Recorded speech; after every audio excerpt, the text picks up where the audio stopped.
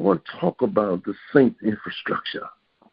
And it is a word that was inspired by the passing of this infrastructure bill that President Biden just was able to achieve. And this $1 trillion bill, it was just passed, and it was passed, and the benefit of this bill is that we are now able to build back America's infrastructure. I like the way Barack Obama said it some time ago. He said that we got to make sure that we rebuild the infrastructure in America, because we used to have the best bridges, the best roads, the best airports. But now China and Europe is outstripping us when it comes down to infrastructure. And then Cornel West, who was in town just last week, said that a black agenda of any political party is a jobs agenda. And what infrastructure brings to any civilization is that of jobs. And rebuilding its structure is vital, because it takes 500 years to build a city and 50 years to build a neighborhood. And if America is going to be what it needs to be, we have to work on our infrastructure. When I heard about this passing of the infrastructure, I began to think more relevantly, what does that mean for the church? And what does that mean for the saint? Because the truth of the matter is that the church also has an infrastructure that somehow needs to be rebuilt. When we look and we see the invasion of what's happening in our communities. There was one wise writer who once declared that if you ever want to know the health of the church, look at the health of the community. And if you want to know the health of the community, look at the health of the church. And if you think that our communities are in shambles, if you think that we have problems with our educational school system where only 62% or 62% of our children are not reading at grade level by the third grade, when you look at the fact that we have children who are not carrying books to school now, but carrying guns and weapons and knives. You look at the fact that our neighborhoods have been shot up, and we used to could sleep with the door unlocked all night long, but now you can't even sit on your front porch. When you consider the fact that our neighborhoods are going down, and that there's crime and there's trouble, and every week in our city there's a homicide. There's been 37 homicides in the city of Winston-Salem this year alone, and we still have more weeks left. When you consider the condition of our neighborhood, that has to say something about the condition of our churches. And beloved, I must tell you this morning that we are in need of a rebuilding of infrastructure. But the infrastructure of the church starts with the infrastructure of the saint. That the church is as strong as the saint is. The church is as strong as the worshiper is. The church is as strong as those who make up the church. The church is not a building. The church are the people who make up the church. I want you to just take a moment and look at this picture of one who had a strong infrastructure. In 2 Kings, the 4th chapter, find a place where the Shunammite woman builds a room onto the side of a house for the prophet Elisha. And as she builds this room and convinces her husband that this is the right thing to do, she builds this room, and the prophet then asks, what is it that he can do for her? And he notices that there is no child running through the house. There are no toys lying on the floor. And so he prophesied a word into her life, and he says, by this time next year, you shall be with child. And so it is that as she built a room onto her house for the prophet and was kind to the prophet, after a while, she was pregnant and brought forth a child. It happened just like the man of God said. Child grew and was out in the field one day working with his father and had an aneurysm in his head. Don't you know that when the child was brought back into the house, the mother sat there and the child literally dies in her hands. And so she gets and musters up enough strength to go and gets on an ass, and she sets out looking for the man of God who told her she would have a child. She sets out for him, and don't you know, after a while, Elisha looks up and sees her coming and sends his servant to her and says to him, ask her, is everything okay?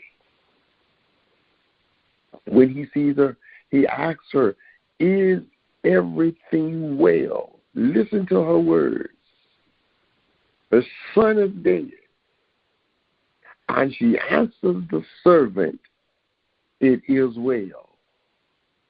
But she keeps pressing to the man of God. And when she gets to him, she gets off the ass and grabs his feet and then reminds him of what he said. You said that I would have a child. I didn't ask for this. You said that I would be blessed with this, and now what I was blessed with is now dead. How do you handle it when the very thing that you've been hoping for and praying for has now taken a turn and it is no longer what it started out being? How do you handle it when what it is that you expected has become something other than what you thought it would be? How do you handle that? And she says, my child is dead. I want you to know that what caught me is that even in the midst of all of this happening, the woman still says, it is well. What kind of infrastructure must you have to face loss, to face disappointment, to face calamity, to face demise, to face destruction and confusion, and still decree it is well? What kind of faith is it that can have opposition to come towards it and still declare it is well? Let me see if I can break it down. How do you lose your job and they're walking you to the door and you still talking about it is well? How does your spouse leave you and your boo break your heart and you're still talking about it is well? How does your children disappoint you and do things that you didn't teach them to do, and you're still walking around the house with your hands lifted talking about it is well? How do you put your parents in the ground, and how do you have a funeral over the one who brought you into the world and you're still talking about it is well? kind of infrastructure has to be in place for that. Look at this woman's infrastructure. First, it starts with generosity. She built a room onto the side of her house for the man of God. Can I tell y'all something? That when you are generous with God, God will never forget you. When you bless God and when you are kind and giving to God, God will always come through for you. I'm not telling you what somebody told me. I'm telling you what I know. That when you sow into Him, when you give into Him, it doesn't matter what happened. You can say it as well, because you read somewhere where it says that He would rebuke the devourer for your sake and open the windows of heaven and pour you out blessings that you don't have room enough to receive. This woman could say it is well because she knew she had built a room onto her house for the man of God. And because she took care of him, God was going to take care of her.